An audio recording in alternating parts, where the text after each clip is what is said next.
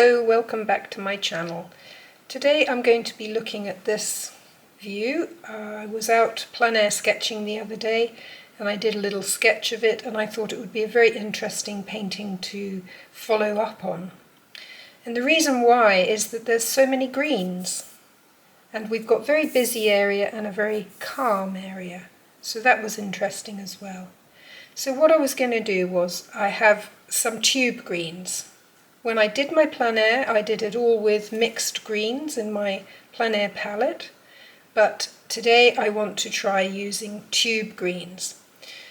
I have a Daniel Smith Terre Verte, which is this green, a Schmincke Chromium Oxide, a Daler Rowney Olive Green, a Daler Rowney Green Gold, a Sap Green by Daniel Smith, and a Holbein Shadow Green.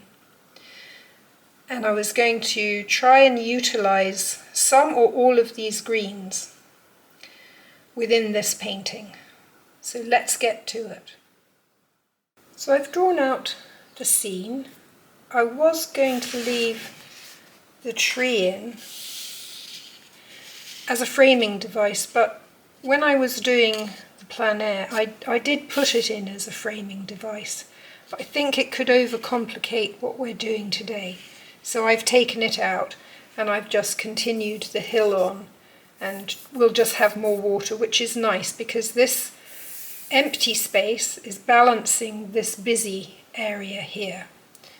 So that's the decision, and we'll start painting. I used a Blackwing pencil to do this,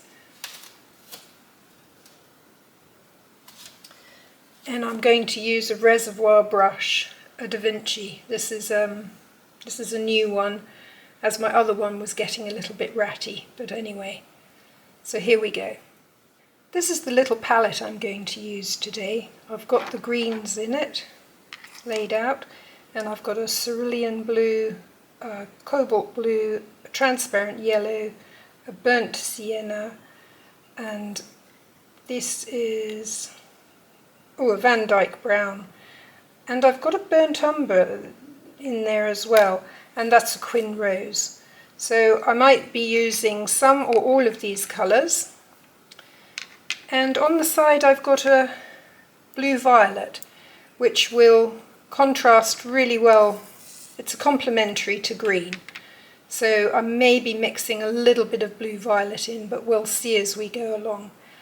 This is a slightly awkward little palette, but we can make it work. I'm going to start by laying in some green. So I'm taking a little bit of the Terre Verte, which I think is the coolest green that I've got here. So this will be the distance. So I'm going to lay the Terre Verte in, just loosely brushing in.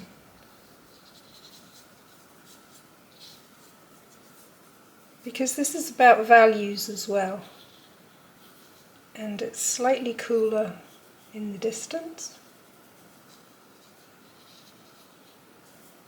And at the minute I'm not going to worry about the sky. Just a little bit more.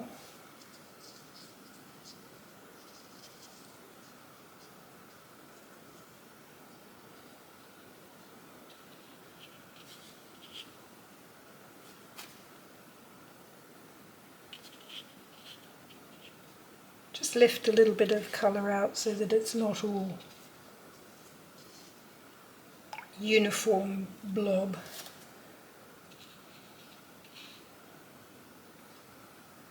Just want to create a little bit of interest in that background.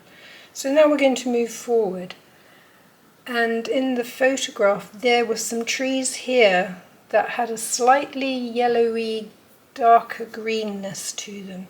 So I'm thinking maybe olive green and a green gold. So this is my green gold, put a bit in there.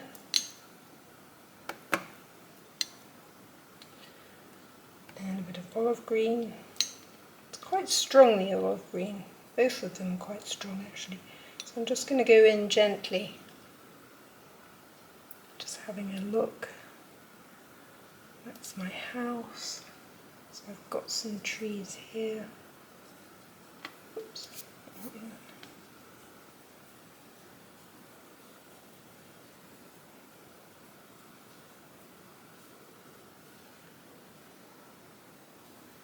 Again, this is the first wash in, so we can go back over this. This patch of trees here was cooler, but these were definitely had the yellow to them. And these did too, but then they also have quite a lot of dark in them, so I'm going to take some of that colour off there. Don't want it too dark at the minute.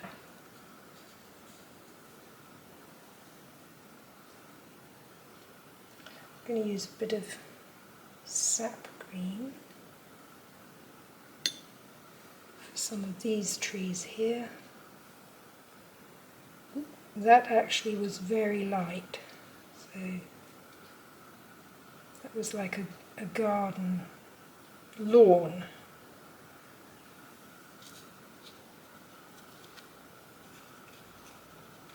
Just giving the brush some texture there.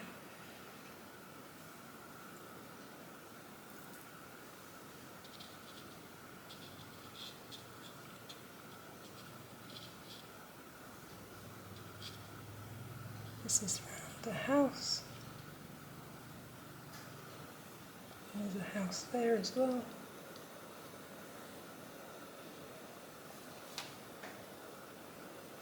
This was a little bit greener.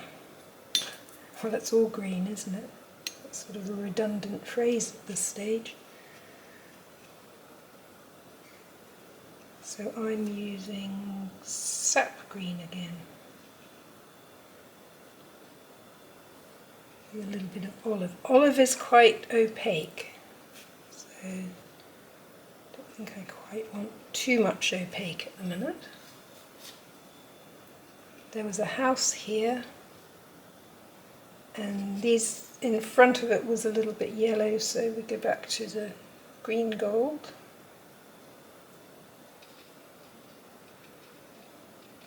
Dab in some green gold, and this got darker again, maybe even with a bit of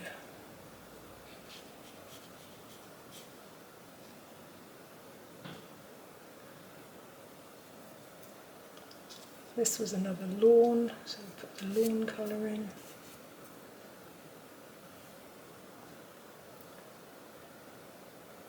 And this was a variety, so we just put some layer some green in, and we can go back and fiddle with it later. Put another layer over it.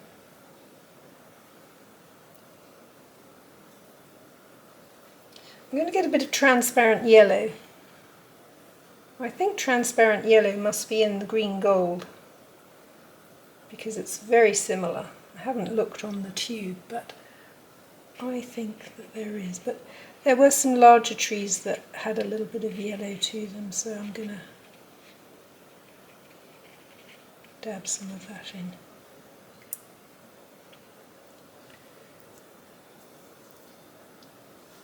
And just go back in here and put a bit of yellow. That was a house, just go around that. And then as we came forward, these became a different green, different tree. I think they're called Pahudakawa.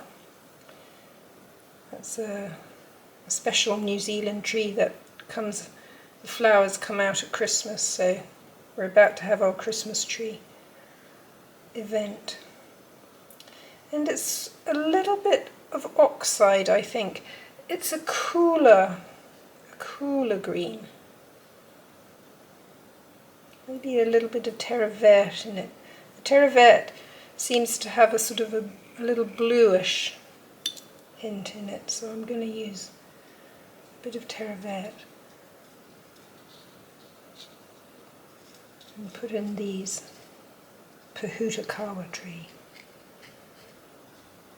Yeah, well, you have to to learn new trees when you go to a new country, don't you? Everything's different. So that's my watercolour there. And this was all watercolour too. They can get very large.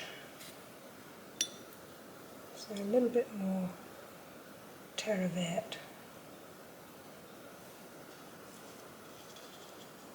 And I'm being very light.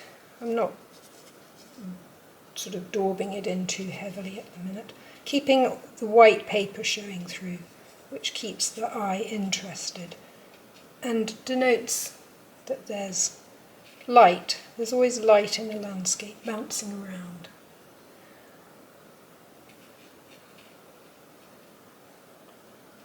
And this was actually, the light was catching here, so I'll give it a little bit of yellow sunlight there. So that's our first layer for the trees. We've got the yellow trees, the greener trees, the slightly bluey green for the watercolour, and then the blue terre verte in the background. So now we could lay in some darks, but I think I want to let that dry, so I'm going to move forward and do some of the water. I might change the palette here though. So I have changed my palette. I've brought my normal studio palette on. I've changed my water. I'm just going to spritz these. And I'm still going to stay with this little reservoir brush. I'm going to lay in some of the water. I might go to a mop. I don't know, we'll see. So I'm just looking, this is the water line, this is a sort of wall. These are rocks, and that's a bit of a wall there.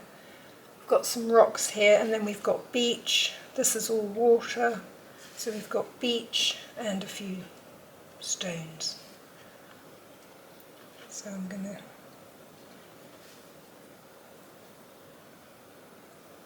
I have put some sap green into the blue. I'm using a cerulean blue, a bit of cobalt. I'm keeping it light though, but I have put a bit of sap in because I don't want the blue just to be plain blue. I want it to be able to talk to the green.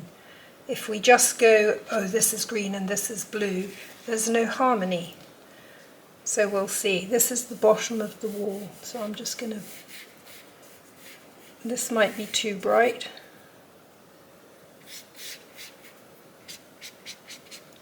So I'm going to put lots of water in. I'm going to pull it down.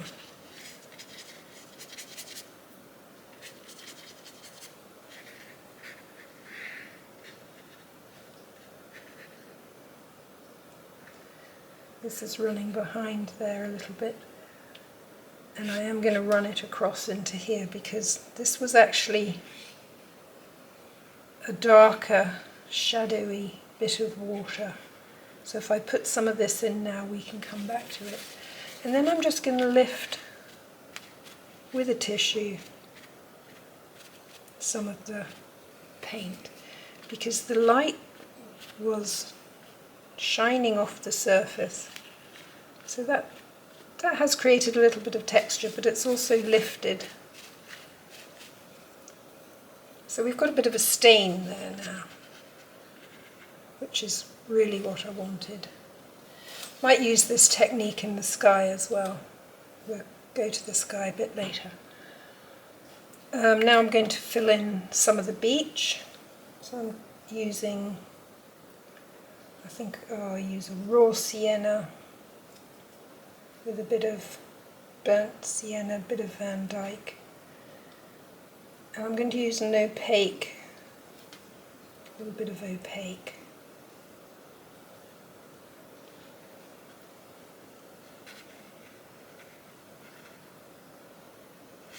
Just run this colour round.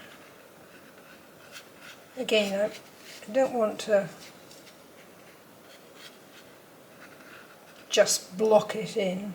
I want to give a little bit of brushwork, a little bit of texture. But I do want to just lay in the first wash.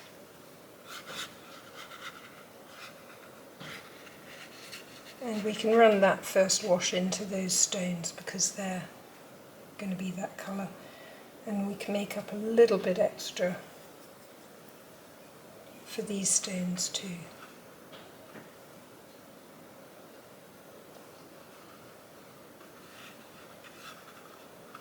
Run that through there. And we're going to keep the theme going back into here. So we've got the beach colour talking to the wall colour back here.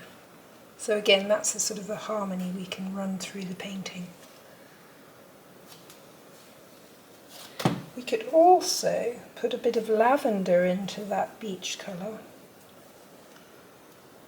And this was a grey, so we could put a bit more lavender in.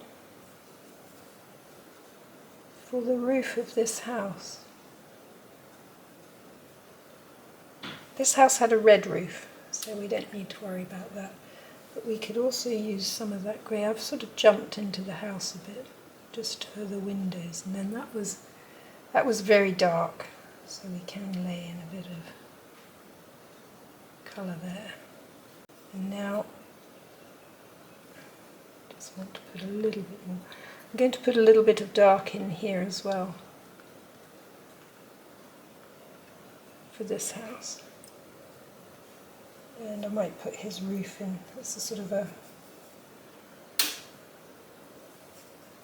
raw burnt sienna, reddish colour, which will pop out in amongst all that green. This guy sort of sits back, he's a bit more in harmony. This guy's going to come out, be a bit of a focal point. That's okay. So now this is dried a little bit, we can go back into the beach. So I'm going to mix up a little bit stronger colour. It was darker along here.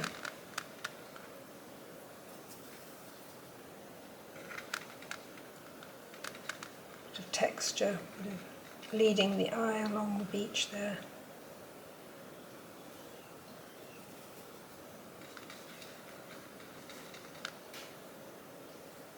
Bit of raw sienna, bit of the Jaune brilliant, which is the opaque. That's the corner of the beach.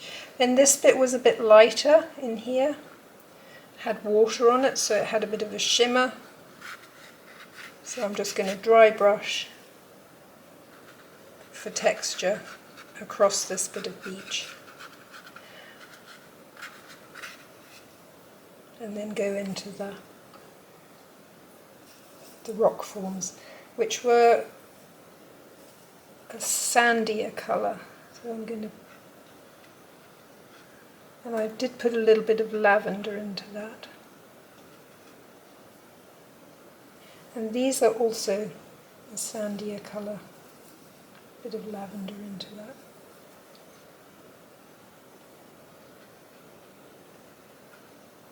And they were darker at the bottom edge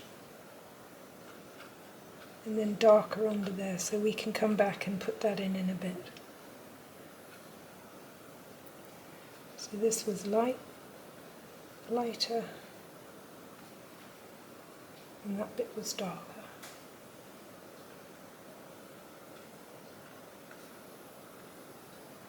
And there was one here. We can just pop him in. You couldn't really see too much of the stonework out there, but I do want to put a little bit of texture there. Okay, so it's looking all a little bit the same value. We've got a slightly darker value here, we've got a darker value there, this is slightly darker value. So what do we do now? We'll probably wait for it to dry a bit, and then I'll wash in the sky. So I've mixed up some cerulean blue and some potter's pink, to a grey, and I'm just washing that into the sky. I don't want there to be any blue or clouds or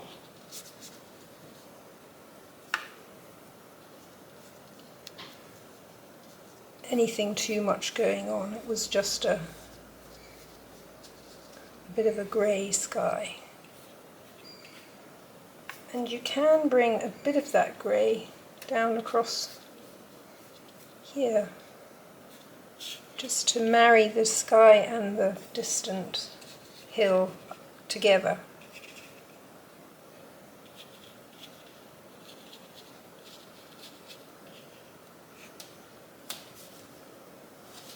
And that potter's pink on this paper will probably granulate a little bit, which will give it a bit of visual interest.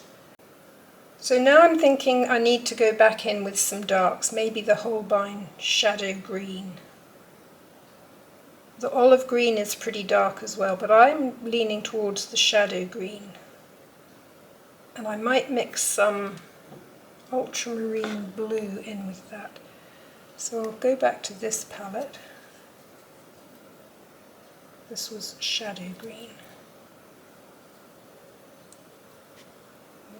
Put some shadow green there.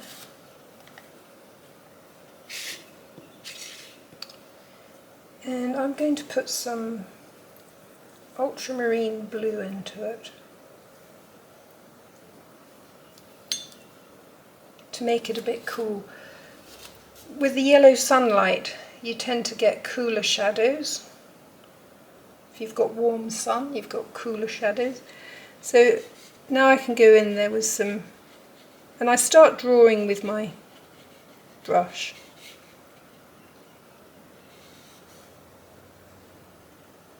Bit in there. And behind this house was actually, these were in quite a lot of shadow.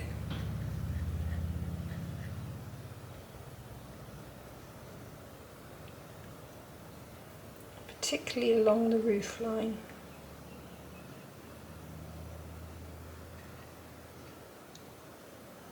And almost up into the tops of the trees.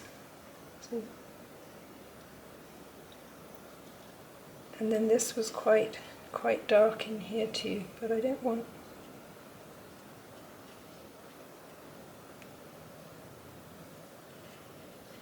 to blend that a little bit. I don't want it to be too jaggedy like that one. I want it to have a little difference. It's always good to have differences. And then I'm going to run that out. This is a focal point now, so I didn't want to take too much heavy over here. Although I will go in and put some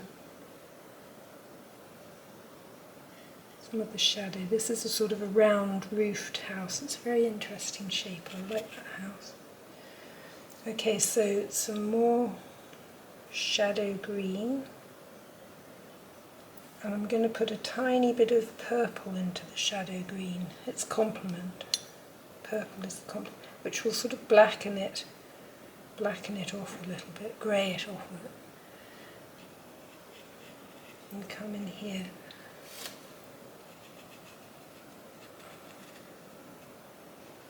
And by doing this, you're then beginning to create the form of these forward trees. And I will soften these edges. I'm going to go back to a little bit of oxide green and put some sort of tree-ish shapes in here. The eye will actually create tree. It doesn't have to see everything. Our eyes are good at filling in the blanks almost. You don't want too many blanks, but it's sort of what we know.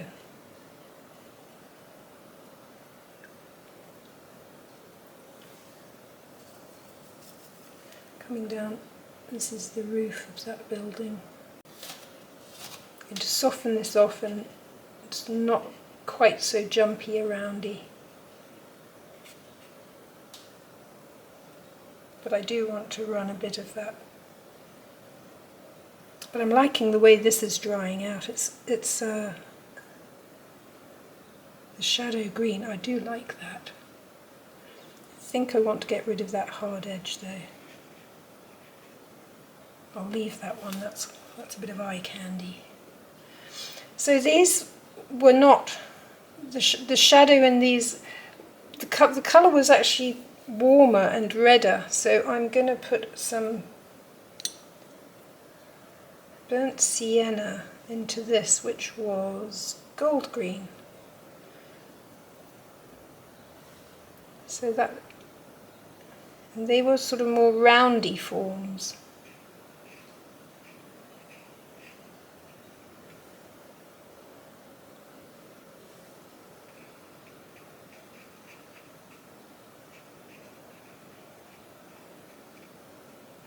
And then I'm going to put some ultramarine blue into that mixture. A little bit more to create the darker shadow of that tree. Oop, maybe a bit too much blue.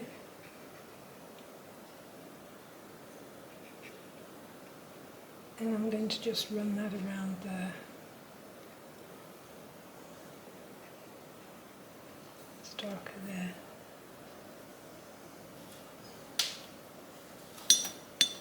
And then moving forward again into the Pohutukawa, there was some quite dark areas, so we used the oxide and the terre verte, so I'm going to use a little bit of that and put in some ultramarine blue and draw in some of the, block in a bit of the shadow there. The light's hitting the top, so in under here is all shade. Let's have a look what's going on. And there was a bit here that was a little lighter. And I'm just describing it with my brush. And again I might smooth those, blend that edge off as it goes up into the top of the tree.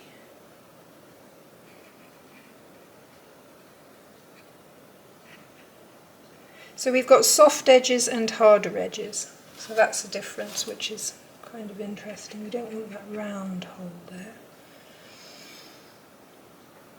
So now moving down, this is the brick wall.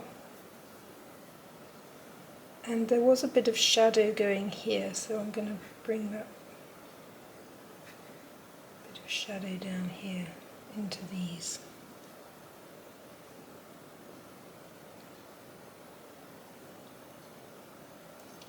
And draw a bit of the stonework.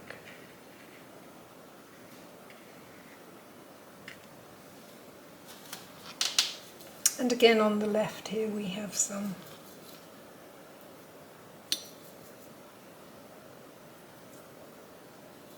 shadow under the Pohutukawa. So we'll mix up that same sort of ultramarine mix, more ultramarine in it, and water, and this was a light bit, so we want to leave that. This was a dark bit. And there was a dark bit in here, a dark bit behind here. And putting in the darks like this, you're actually creating form. So you've got to sort of think about the tree form. But this is impressionistic, this is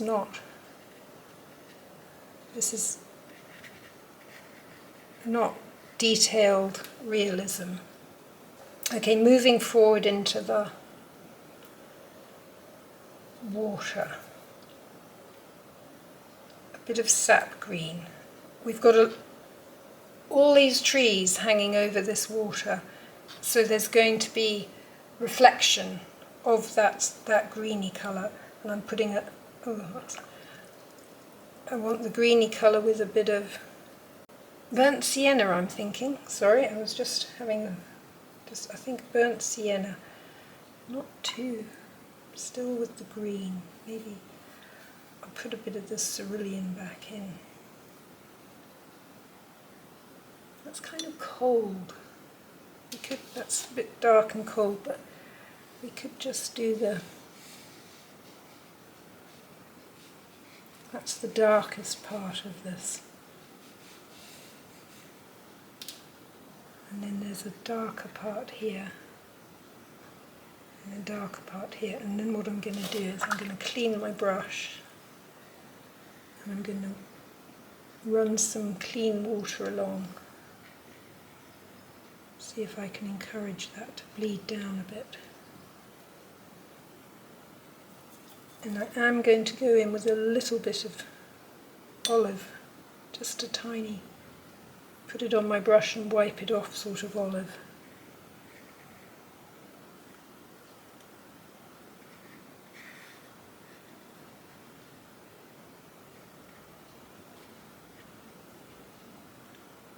And then it stopped here and became light water again.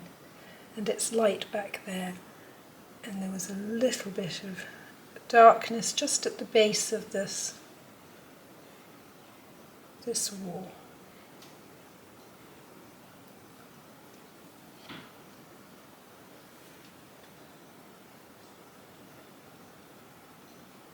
Just putting in a little bit of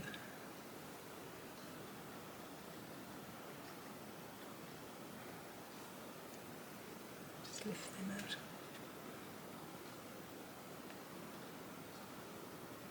Just denoting a little bit of ripple there. And then coming down here, there was definitely a few ripples happening. Bit of dry brush for the sparkle of the water.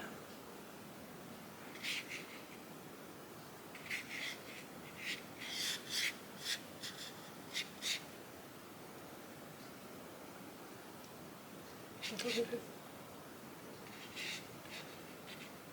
little darker here just for the foreground.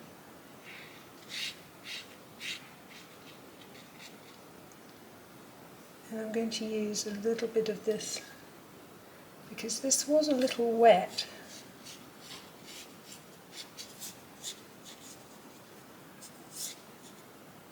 On the sand, the water hadn't quite drained away. Mixing up a bit of ultramarine blue and a bit of burnt sienna. I just want to put some of these darks in around these. Draw these in a little bit more.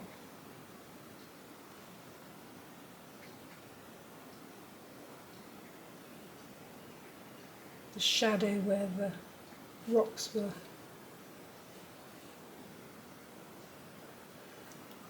And then just soften that off a little bit. Don't want it too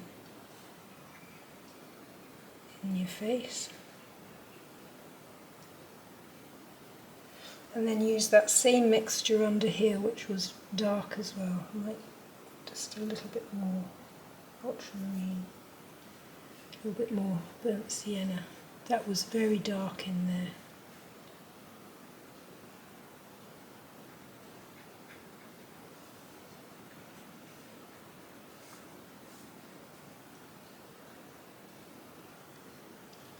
And I might just,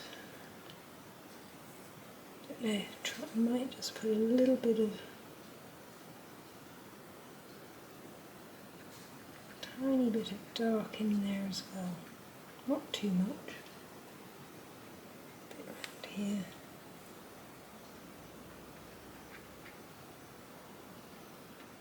So now I'm going to let the whole thing dry, stand back, have a look and see what I think. So here's the finished picture. I did go on to put in some more darks. I put a bit of lavender on here. I darkened up the far hill because I felt it was a bit wishy-washy. I put a little bit more detail in the houses there. I carried this orangey brownie along to give it a bit of a continuity. But all in all, I think it was all right. I do like the composition with the less busy here and the more busy through here and the neutral sky. This was the sketch. And I did have a bit of variation in the greens that I mixed. I used the cooler for the hill. I put the purple in for the darks. A bit of calligraphy for what was going on. And I put the tree in. But this was not tube colour. This was all mixed greens with the exception of sap green, which I used from my palette. And this was my more sort of studio painting, if you like, with all tube greens. So, up to you. What do you prefer? Holbein shadow green or a mixed green? A green gold? Or your own sort of sap green with a bit of, well, I suppose raw sienna in it, or a bit of transparent yellow. Anyway, I enjoyed this experiment. I hope you did too, and I look forward to seeing you next time. Thank you. If you like this video, please subscribe and like, as it will help my channel grow. See you next time. Happy painting.